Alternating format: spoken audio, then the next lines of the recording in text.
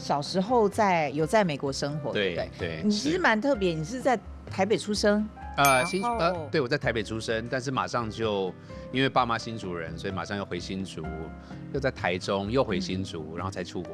然后国小在明尼苏达。哈，故说牙根黑，小时候小学的 yearbook， 所以它算是什么结业证书？结业书。对，就是每年都是会有对 yearbook， 每年，然后整个国小里面的所有的小朋友都会在这本里面。对。而且其实看起来华裔蛮少的。很少，因为明尼苏达是一个蛮白的地方。那你到那边去有适应不良吗？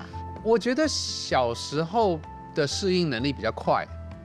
因为毕竟我到的时候是小2嘛，对，所以就是小2的时候没有太多别的概念，然后就比较很快的就融入在班上，甚至于就是那时候我连怎么学英文的，其实我都不太知道，就是因为去之前是完全不会，然后我记得我的第1年好像还没有特别的能够讲英文，但是印象中我到小3的时候我已经叽里呱啦了。对，我觉得小朋友就是这样子，就是你在哪个环境就很自然的就马上对啊。这张照片里还真的只有2个亚裔的人。对，就只有2个亚裔。你是哪一个？这有2个人。中间那一排。是这个。对，我是那一个。是这个。我们等一下再来拍近一点，所以只有2位而已。对，然后就是在我的左上方。对，他身高比我高，对，就是我的一个韩裔的好朋友。他是韩裔。对，那你们就变好朋友了，因为这张照片就是他，是不是？对，这张照片是他。对，那时候是我就是我念完小5，然后就是因为我爸那时候是为了要念他的博士学位，带我们全家过去。然后他拿到了学位之后，他就要带我们全家回来了。所以小5的时候，班上的同学大家其实知道我不会再念下一个年级了。对，那时候就是因为要就是离别告别，所以他特别录了一个录音带。那时候就是他用因为那时候就是那个年代嘛，对，他就是用录音的方式带写信，就用录音的，然后去讲一些就是告别的话这样子。对，而且他的署名是福尔摩斯。他署名是福尔摩斯。对，因为那时候我们那时候在小学的时候，我们很迷推理小说。对，很喜欢推理故事。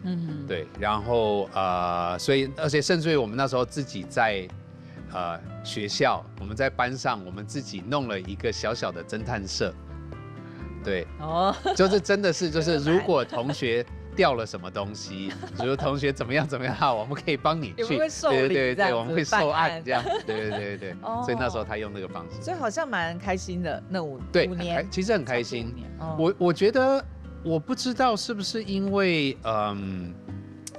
就是明尼苏达这个地方吧，就是那个地方比较淳朴，就淳朴比较单纯。